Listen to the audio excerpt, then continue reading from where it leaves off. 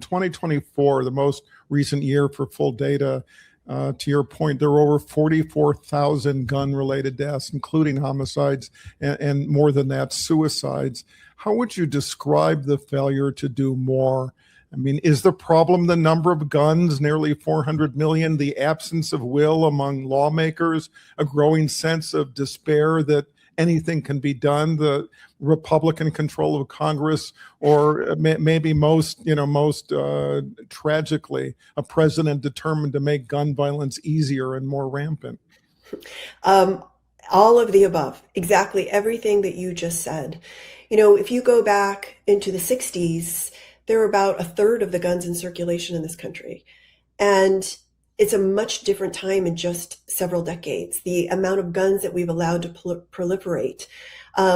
People think about gun violence as we were talking about mass shootings, but it's really the daily gun violence in city centers, mostly with handguns.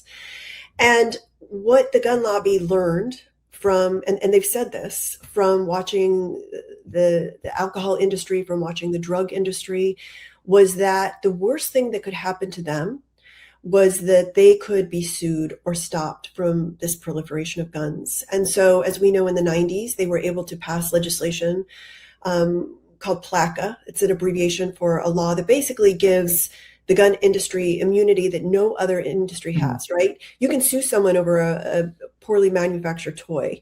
You cannot sue someone for a poorly manufactured gun.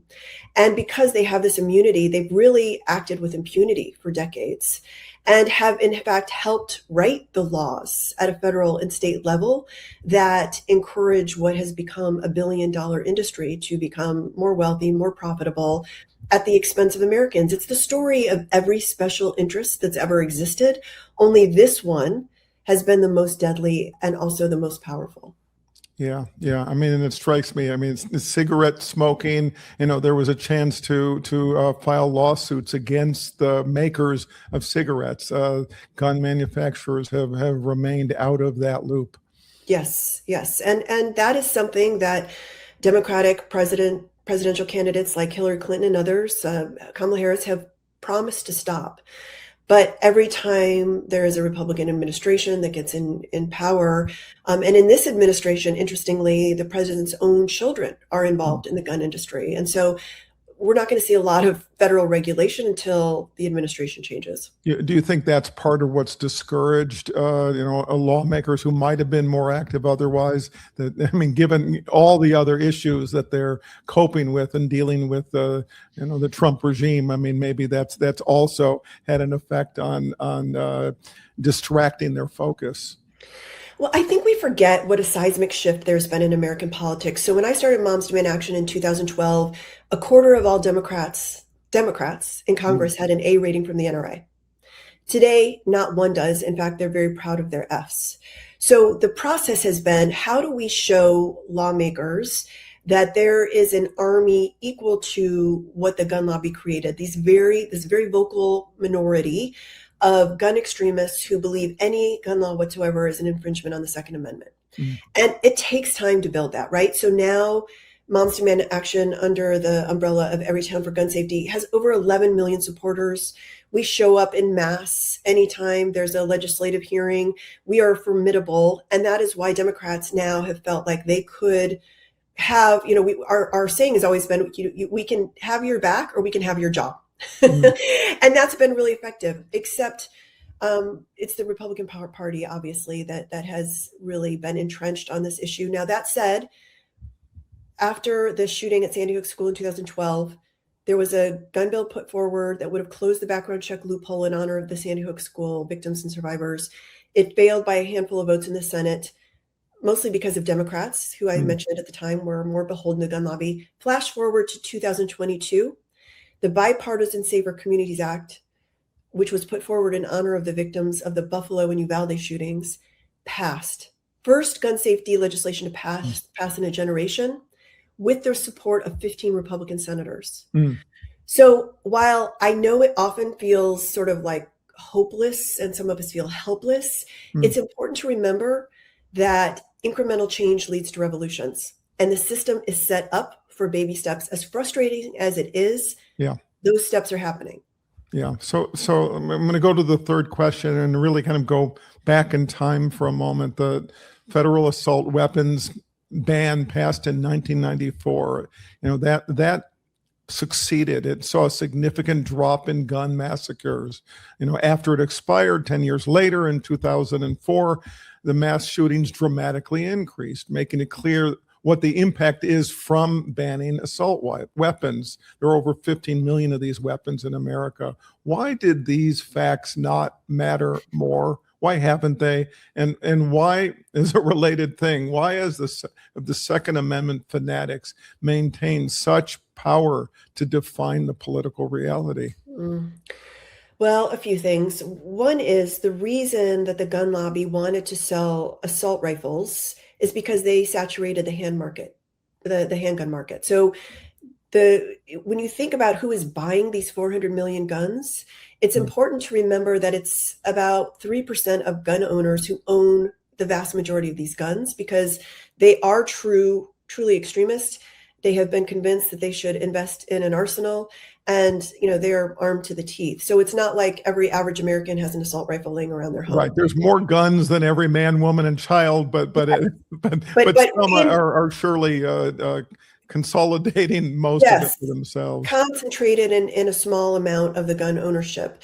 And so the reason, that these are much more expensive than handguns. And that's why it was so important for the gun lobby to make them accepted by gun owners and in civil society, which I don't think you should have assault weapons in a civil society. And neither do any of our peer nations, right? Because they're not allowed. And so that's one thing. And the other thing to remember is the assault weapons ban, while we think was effective, if you look at the data, certainly there were fewer mass shootings during that time. The problem with it is that it was not very specific legislation. So you could essentially take the gun that was used in the Sandy Hook school shooting and make a few minor modifications, and it would be acceptable to buy and own, right? So some of the regulations were cosmetic, and that's what a lot of people had a problem with. And because of those discussions, it ultimately was not renewed. But I fully support and believe those lawmakers who want an assault weapons ban, which ultimately and usually means those guns that exist now would be grandfathered in, and anyone who wanted to purchase a new assault rifle going forward would be banned. There are nearly a dozen states now that have passed their own assault weapons bans, thanks to Moms Demand Action. That's where the work needs to be done in states until we have the right president and Congress that will pass an assault rifle ban.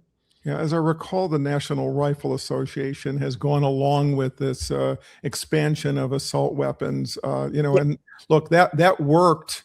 As long as they've had this maximum power. I mean, their influence has obviously waned. The membership has declined, revenues have declined. Controversies over their head, Wayne LaPierre, and otherwise. Does that help? I mean, does it make a difference now at all that their own lobbying power has waned somewhat? Yeah, our theory of change when I started Moms Demand Action was we will shine a spotlight on the corruption and chaos being caused by the NRA. That they are not an average lobbying organization, that they are actually misspending members' dollars on things like Wayne LaPierre's Italian suits and trips to the Bahamas, and that they were, not a good actor. And that's what we did. Whether it was through social media or mainstream media, we filed lawsuits against them. We spent a decade really believing that sunlight was the best disinfectant, and we were right. They are now hemorrhaging political power and wealth. As you said, Wayne LaPierre was forced to resign in disgrace. I think what we did not account for in this theory of change is that there would be other gun groups to their right that would fill the vacuum of the NRA. Right. So if you remember when Donald Trump was first elected, Wayne LaPierre was at one of his very first cabinet meetings and was sitting at the table with him. Yeah. Flash forward, even though the NRA is essentially defunct, there are things like Gun Owners of America, Sports Shooting Foundation, these other groups that believe even more radical things about guns than the NRA did. Not only that, but every state has its own version of the NRA. So if you live in Colorado, for example, they're called the Rocky Mountain Gun Owners. And so it's kind of like all of these tentacles that you're having to do battle with. The NRA was gone, but now all of these other groups have sprung up. And so I think, you really have to have a president and a Congress in power that works on this at a federal level, as opposed to just eventually stopping the piecemeal at the state level.